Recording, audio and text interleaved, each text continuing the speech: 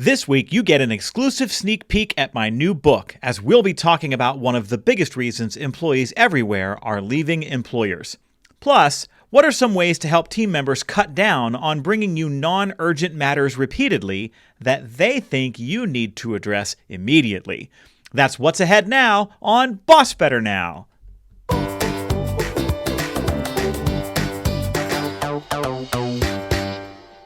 You're listening to BossBetter Now. The show is sponsored by Joe Mull and Associates. Now here's your host, speaker, and author, Joe Mull. Well, that was very game showy, my friend. I feel like the curtain was about to pull back. I felt like I needed to applause or have an applause soundtrack right there. We can bring that in Maybe at next some point. time. Absolutely. Welcome to the show of Boss Heroes listening from all over the globe. If you didn't know this is really cool. You have made this show one of the top 100 management podcasts in the world, according to the rankings over at Apple. That's amazing. So a big hug and a high five to every one of you. An HR appropriate platonic work hug to everybody. I mean, think about the impact that you are having every time you tell someone about this show, or you share a favorite episode or a favorite segment.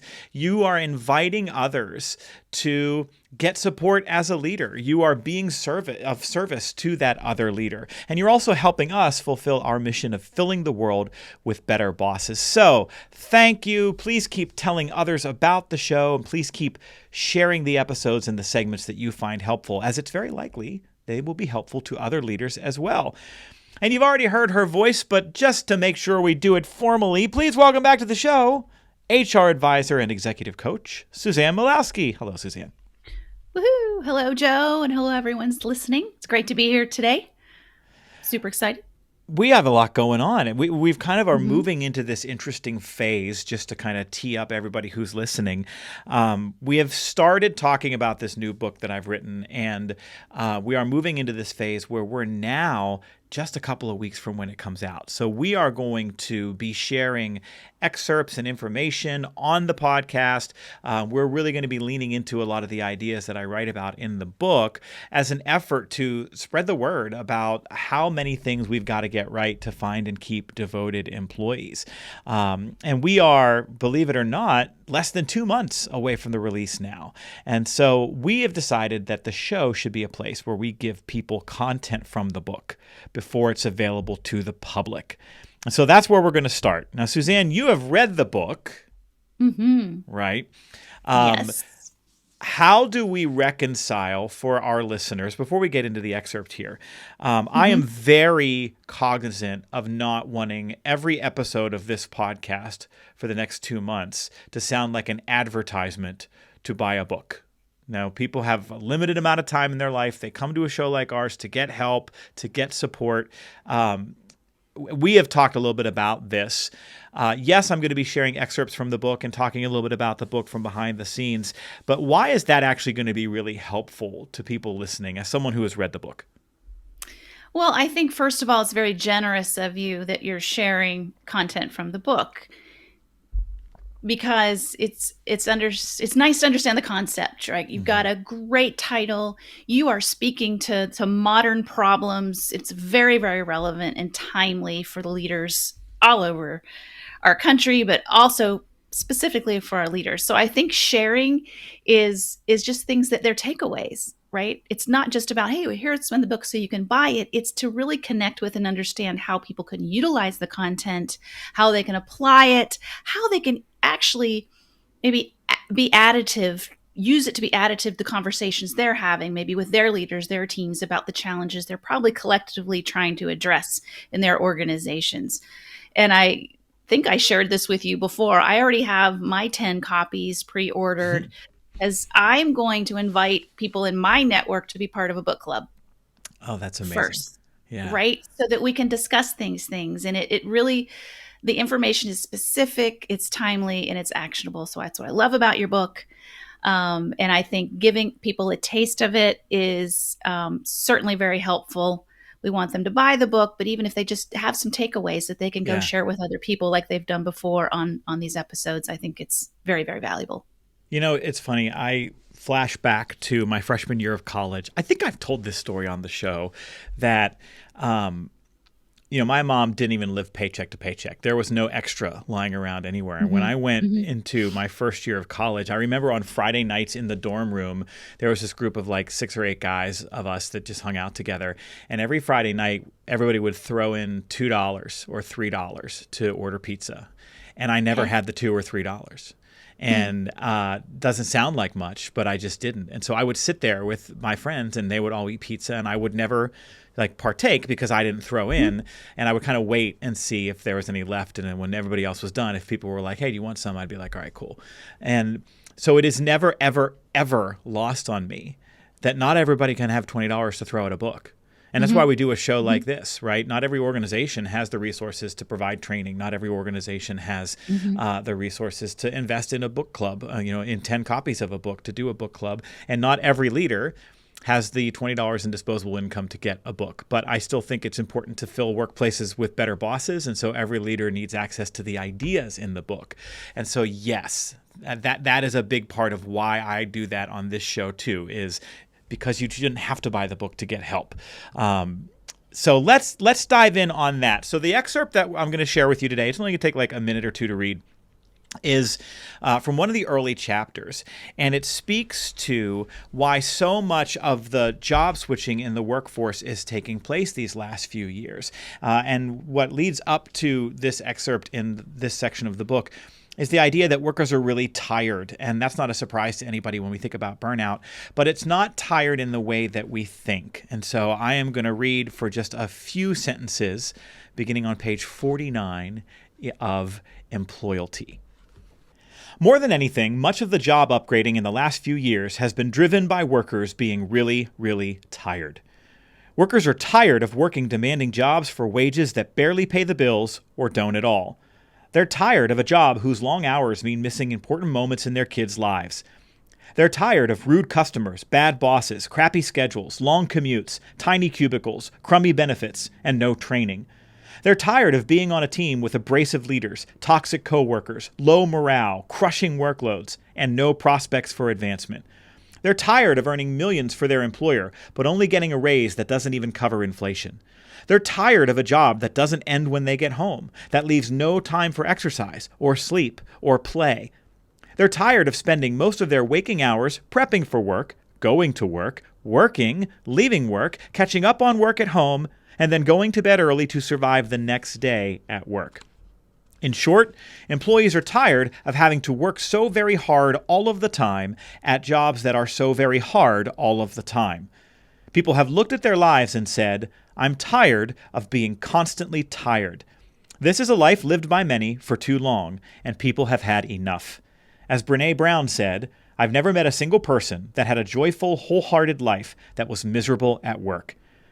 It is this desire for an upgrade to quality of life that is the foremost priority for workers nearly everywhere. And so we find ourselves at a reckoning. How work fits into our lives is undergoing a massive shift. It started slowly, more than a decade ago, but is now happening at warp speed. Your talent pool is smaller than ever. Employees and candidates are more discerning than ever. They simply will not stand for a less than ideal employee experience. At the same time, competitors in your industry are doing what they can to engineer a better employee experience to steal your best workers, while companies in other industries are getting creative by drawing talent from new and different places. In other words, employees are desperately seeking employalty, and they're beginning to find it. All right, Suzanne, everybody is really, really tired. They are tired of work not fitting into their lives in all of the right ways. So let me invite you first to weigh in, to react, to comment on what you've just heard. Well, I can tell you the first time I read this, when you shared the book with me, I remember feeling almost tired, right? Almost, like I already felt tired, but I felt this burden or this weight from this. So it's a great way to put it out there to make us hungry for what are the answers, right? But it's reality. It's the truth that people are experiencing. So I like that setup. I can feel it. I can relate to it. Then I went into a little different perspective that I'd like to hear you react to in a way is it's okay to be tired. Mm-hmm. It's not about taking life easy or making sure that we're not challenged or we're not even asked to put a lot of effort and energy in the work that we do. It's more that totality, either Mm-hmm. the having resources we need to work hard in an efficient way, effective way. It's having realistic time frames around when we show up and when we leave. So I want to hear that from you, though. It's not about we shouldn't have to work hard to make a living, right? Right. Right. Okay. The myth that comes with some of this conversation is around work ethic. And we've talked about that a little bit on the show. We're actually going to talk about that in some future episodes. That sometimes what gets convoluted in the message is, especially from people who might be a little more old school, is, well, these kids today, they just don't want to work hard, right? And so they think that the message of a passage like that is less hard work.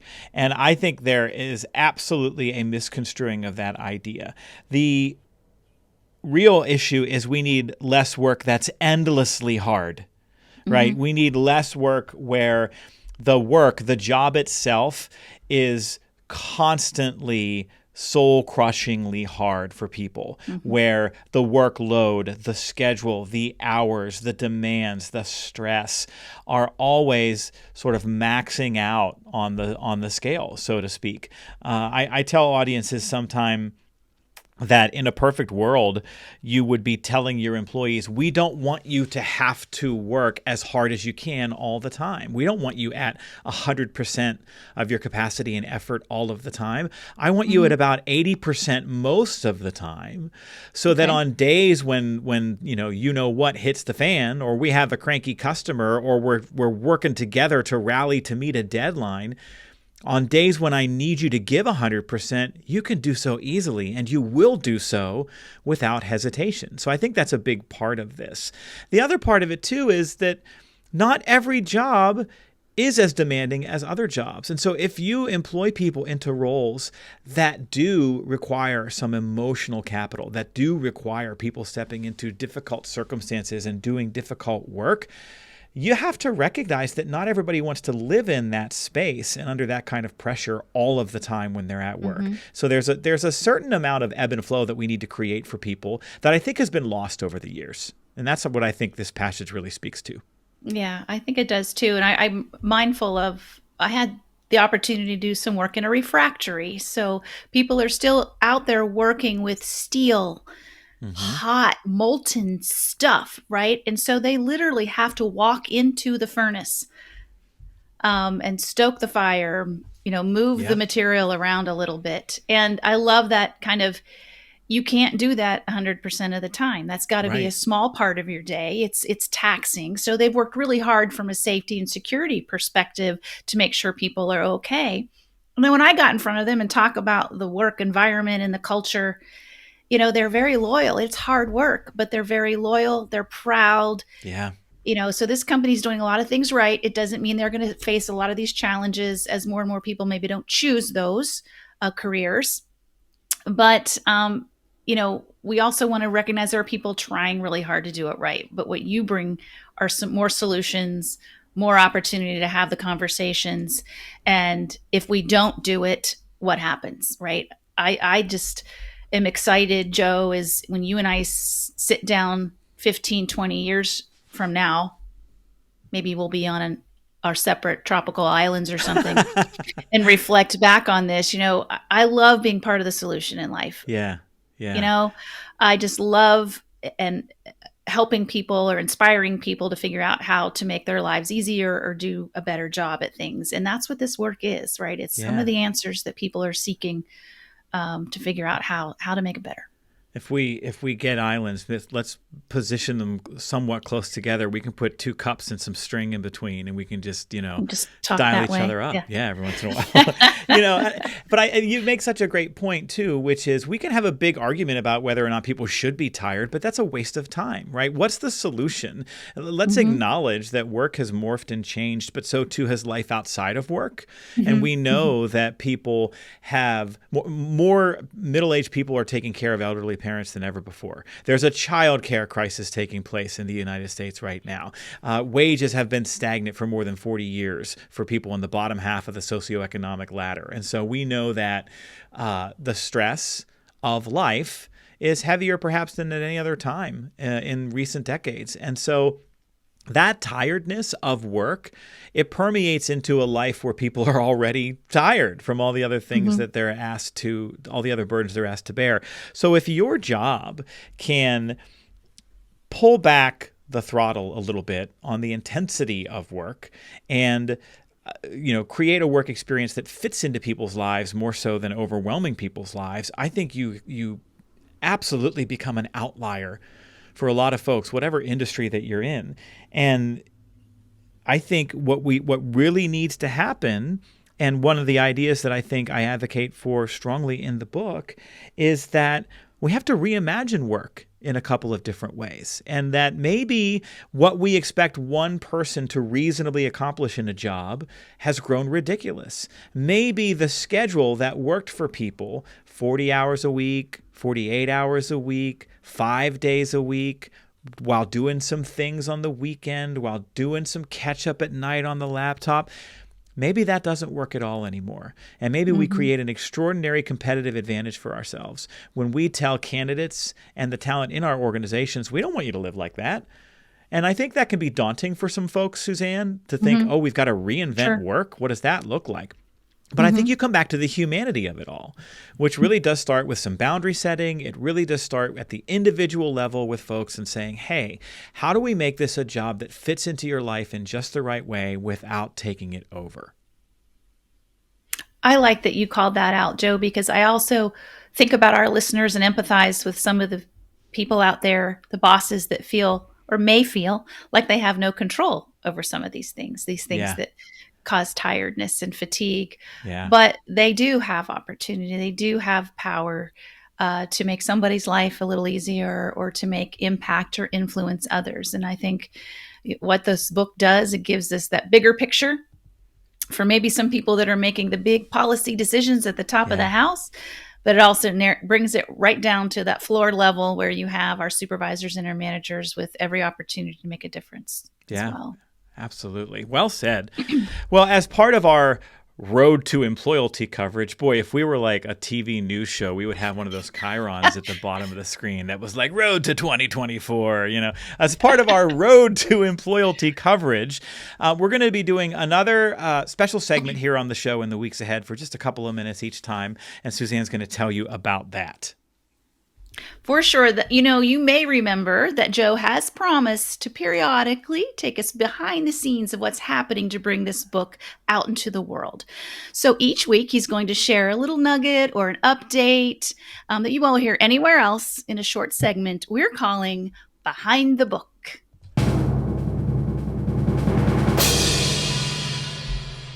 How do you not love a good timpani roll every once in a while? For sure. I thought, what little sound effect can we put there for this behind the book segment? And for a while, I was looking for a decent typewriter sound, and then I just felt really old because I've typed on a typewriter. No one would know what that was. Yeah, right. Joe. The book wasn't written on a typewriter, and then I found the timpani roll, and I'm like, it's going to work. I like it. Yeah. It's fun. So, let's talk a little bit about some behind the book stuff. And I thought I would share a quick story with you about the endorsement we got from someone. It just really took my breath away. So when you write a book, you've got to share it with other people and ask them to say nice things about it. We know that media coverage and sales and a whole lot of other things can be tied to what are called blurbs or endorsements. So if you pick up a book that you are looking at in a bookstore or look at online, you will often see an endorsement on the top cover from somebody famous or established in that industry.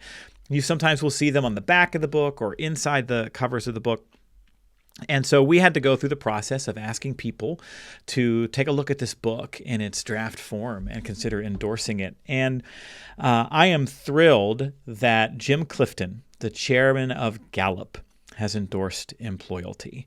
Yeah, you made a wow face, Suzanne. Thank you for that.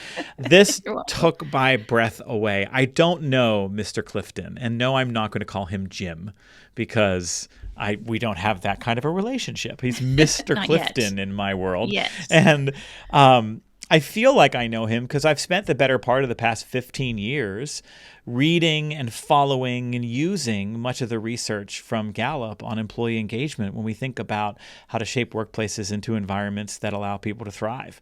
And if you're outside of the leadership development or employee engagement world, you might not know who Jim Clifton is. But if you're even remotely inside that world, you know that Gallup is the preeminent employee engagement researcher on the planet, and he is the leader of the organization. His name is synonymous with much of what we know about what it takes to create an environment where employees can be at their best. And so this was a cold call. This was me working to find a way to contact him on the internet, and I did. And I sent him a long letter. And I said, I introduced myself and briefly talked about my background and the influence that his research has had on the world and on my work in particular. And told him how excited I was to share this book with the world, the framework upon which sits on top of a lot of the research that Gallup has done. I cite a lot of Gallup's research in the book. Mm-hmm.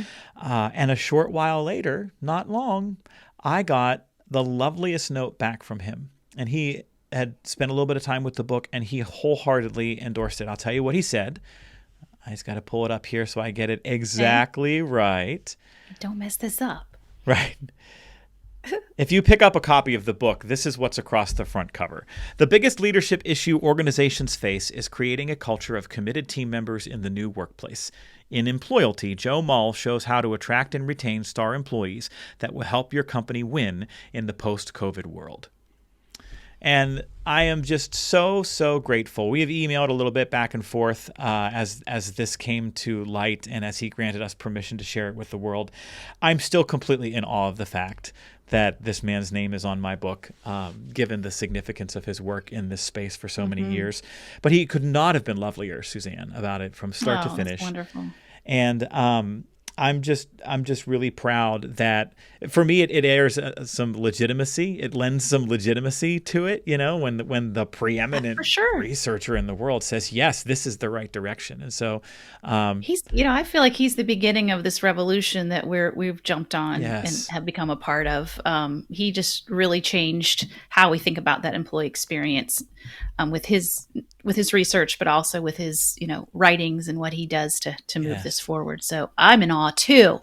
But I think there's another lesson here, if you don't mind me saying, for our listeners, that had to be very risky. I mean, you're like using your little spidey senses and trying to find this, and I imagine his email, and then I imagine writing it. And that moment you hit send, you probably you could have thrown up a little bit, right? And I think the message is take the risk, give it a shot. You never know.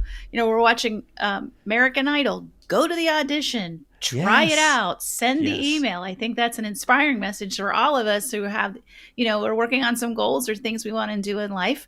That was relatively risk-free, though it made you feel very vulnerable, I would imagine, because the worst you could say is no.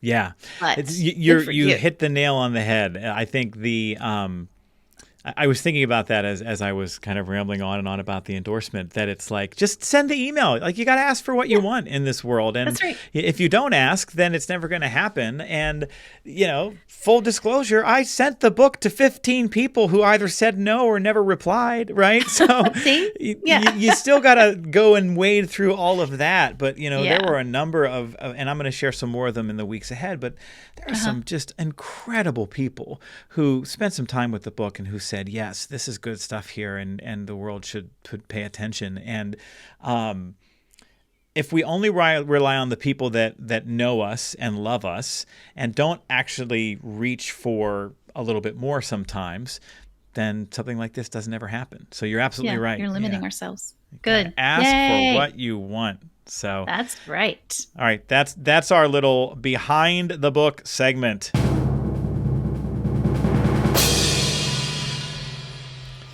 All right. Well, this is the point where, dear listeners, I politely ask if you are able to, if you have the means, I'd really appreciate it if you would pre-order a copy of Employalty. You can get it anywhere books are available. You can go to Amazon. You can go to Barnes & Noble. It's on Target. It's on Walmart's website now.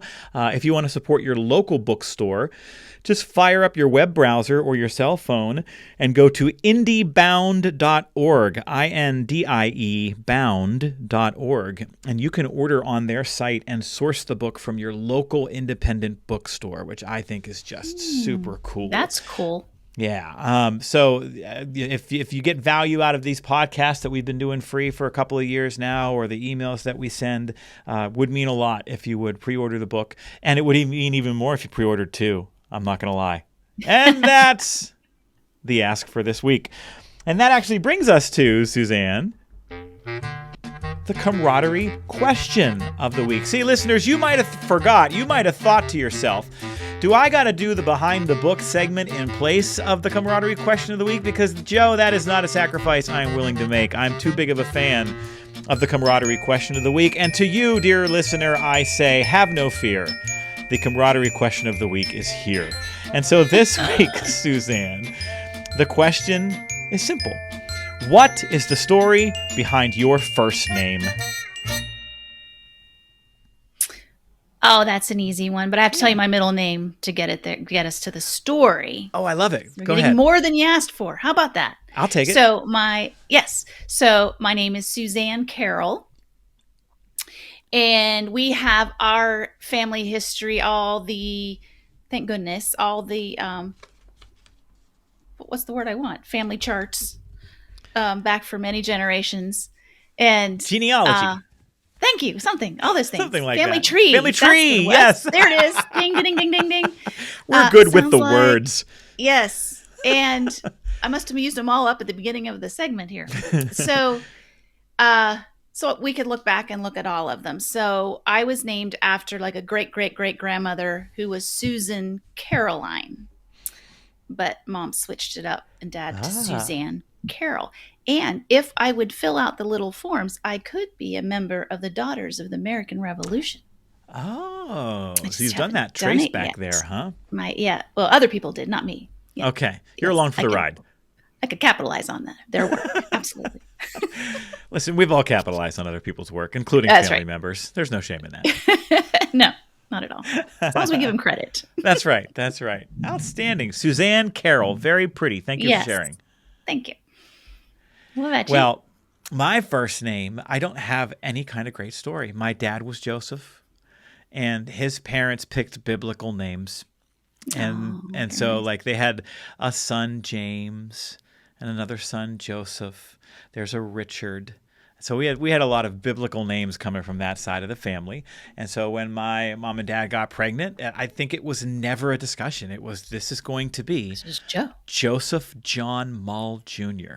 I got the double biblical name, Joseph John. Oh. Yep. Nice. Joseph. Well, should we call you JJ? People tried that for like 10 minutes. I was like, no. I'm going to put the kibosh on that. Yeah. When I was growing up, though, I was always Little Joe. So my dad was Joe, and I was Little Joe. And I even had a stocking for a couple of years that said Little Joe. Aw, how cute. Yep. And how hard was it to name your babies then? Oh, man, that's a whole other segment. Isn't that awful? Yeah, we could do that. Yeah, no, but sure. I'm with you because, Miles, my son Miles, his middle name is Joseph after me. So we carried it forward. We wanted to include it in some way. But I didn't want to do Joseph John Mull III. It just didn't roll off the tongue for us. Yes. I understand that was one of our discussions too.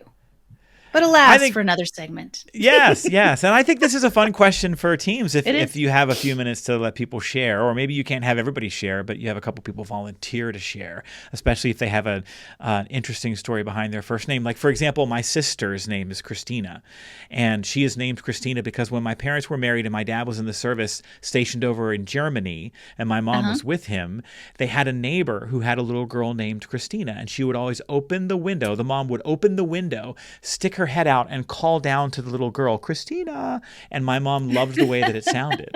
And so when they got pregnant with their second, my sister, they named her Christina. That's a fun story. Very nice. So she has a good story too. Yeah. Excellent. And that's the camaraderie question of the week. We have so much going on in this episode. We have a little teaser to share. We have a huge announcement next week. And I guess this is kind of a teaser, kind of a reveal. If you listeners have ever wanted to join Suzanne and I for an intimate live Zoom Q&A, or if you've ever wanted to be in the virtual audience while we record one of these shows from start to finish, then you're going to want to tune in next week, because we are going to make that happen. You are going to have the chance to be one of a handful of listeners that joins us for a VIP listener experience. So that's your teaser, #teaser. More on that coming next week. I'm excited about that. Me too. All right. And that brings us to the final portion of today's show, mail time.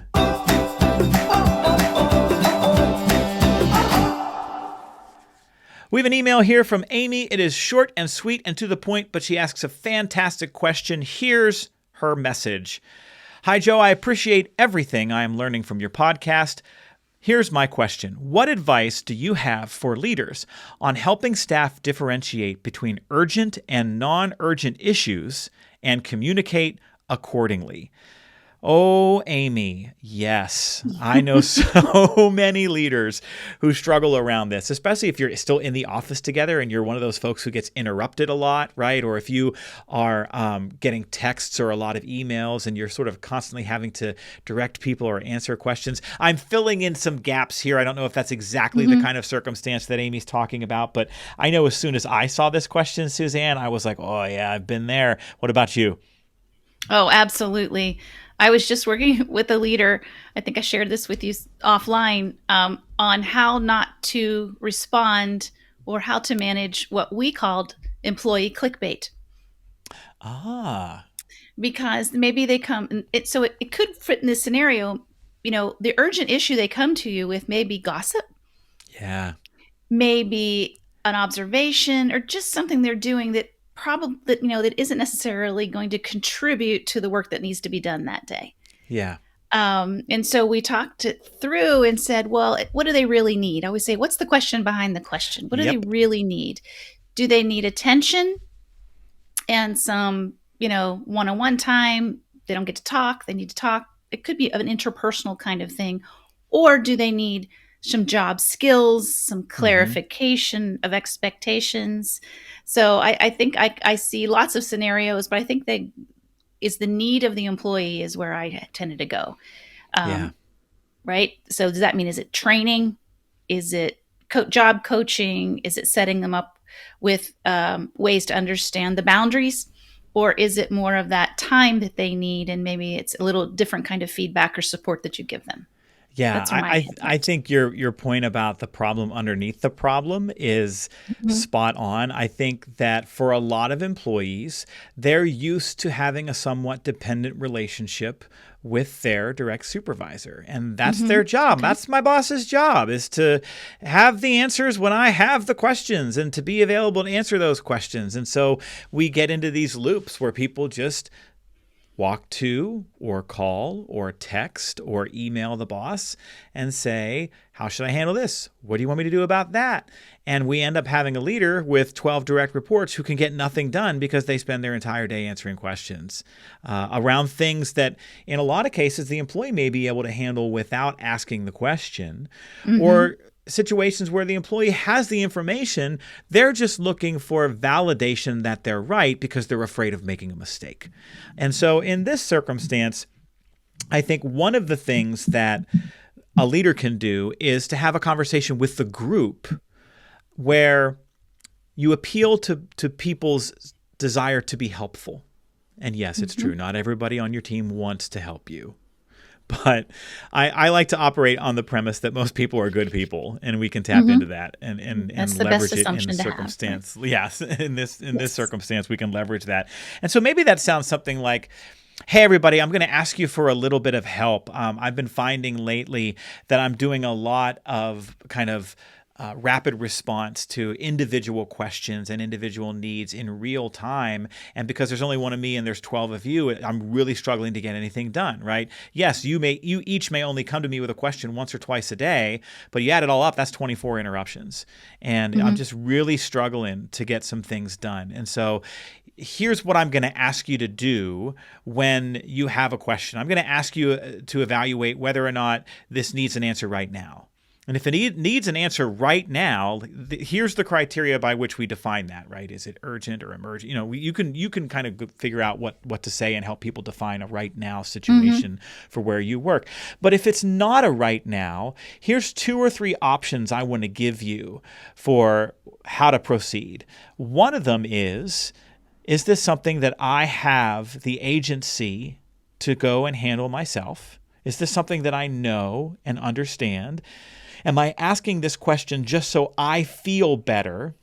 Or I'm playing CYA. We all know what CYA stands for, right? Am I playing CYA by asking the boss? You can coach people as a group through the parameters of the criteria around when to ask for urgent and when something is non-urgent. And then you can also, I think, reinforce that with thanks and praise on days when you don't get a lot of interruptions, where, hey, everybody, I've noticed a change here where everybody really has given me some time and space to get some things done, and this is working really well, and I want to thank you for it and keep it up. And especially if you have individuals who are bigger offenders of this than others. If you have somebody who comes to your office 10 times a day with questions and you can get that down to 5, I call that a win. Right. Progress can be slow. Progress, it's progress. Right. And then at an individual level, Suzanne, and you alluded to this a little bit, I have an idea around coaching, as you mentioned, but I think it's a very specific kind of coaching in this circumstance. I know a lot of other folks who might say, well, you need to coach that person in the moment to evaluate, okay, Suzanne, is this something that needs an answer right now? Or is this something that can wait? And I think every time a leader does that, it's probably most often experienced as scolding. Right, it almost feels condescending in the moment. Okay, and so I think coaching is a great move here when somebody is interrupting you with something non-urgent, but it's not that kind of coaching. The kind of coaching that I would engage in that moment is around coaching to the solution. When they bring you the question or the interruption or how do you want to handle this, you say, okay, well, what options do you see? Yep. Okay, that sounds like a good next step. And then what are you going to do after that? See, Suzanne, you've got this. You don't need me. I trust you. Go do what you're going to do. And you give them praise and you feed that trust and you support them and you help lay the groundwork mentally for them for the confidence that they need to act without your counsel. And that can take some time. It really does. But that's the whole teach a man to fish and he eats forever kind of thing that we talk about sometimes here. Yeah, it's empowerment and enablement because the problem behind the problem could be lack of confidence. You're new to them. They don't know how to trust you. Maybe it's even having conversations about mistakes are okay. I'd rather you try and we fix it than not try at all. It could be some coaching around that too. I love that. Yeah, you don't want to scold people and you don't want to shut your door and not allow them to have some avenue to reach you when they need to. I like that advice. I also like the idea of one-on-ones. I'm a big proponent. Yes. So maybe there's a little bit of the habits of those things that are not urgent that they save for their one-on-one time if possible. And then by the time they get there, it might have gone away or they might have resolved it and that they can share that too. But that might also be, depending on the work environment you're in, an alternative that could work. Yep.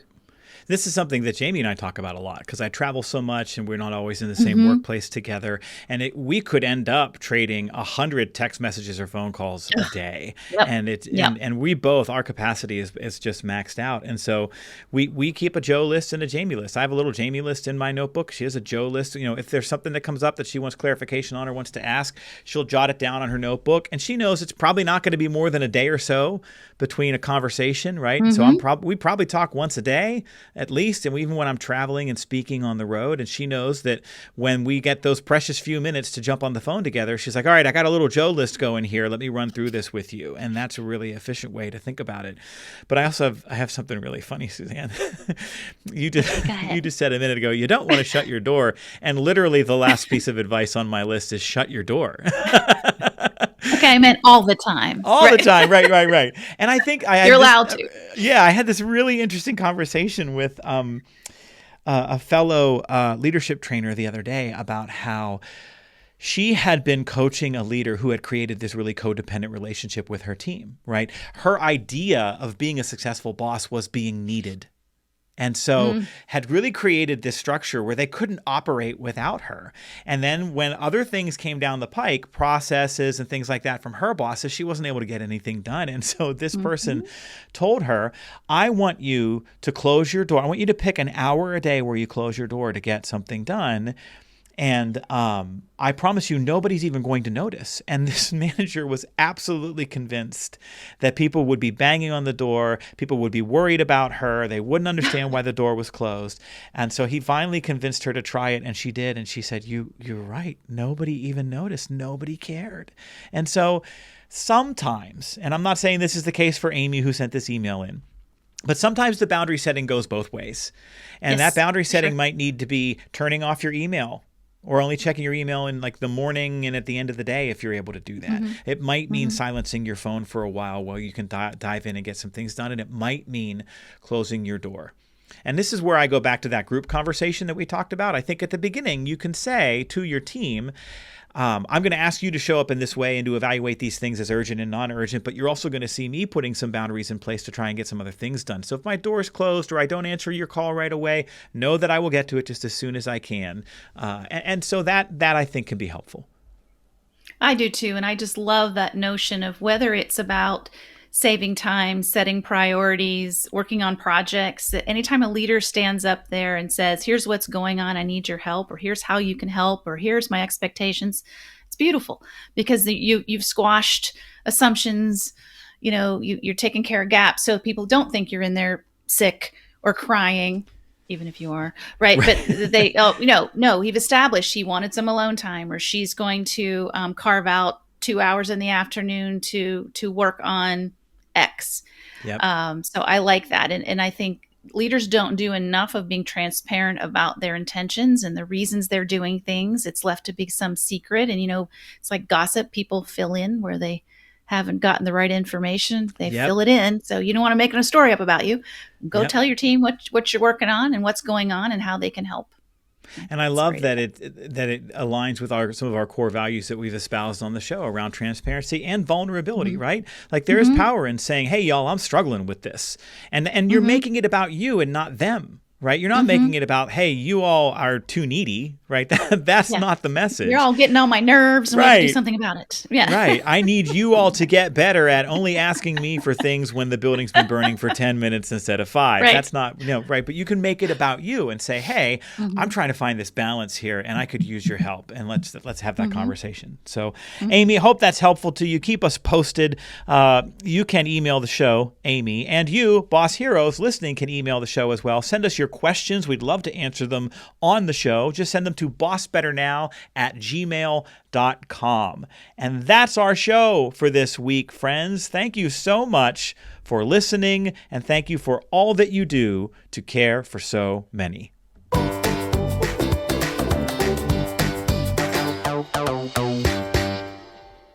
This show is sponsored by Joe Mull and Associates. Remember, commitment comes from better bosses. Visit joemull.com today.